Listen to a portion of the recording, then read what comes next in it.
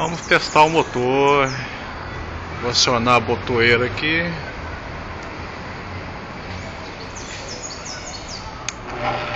Placa armou. Tá rodando lá. E aí vem o fuso pra cá, ó.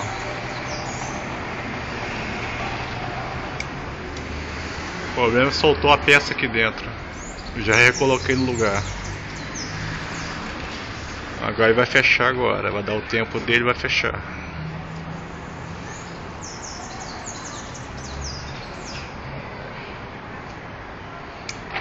Acionou a central. E vai ele lá. Tem que encontrar o outro fim de curso.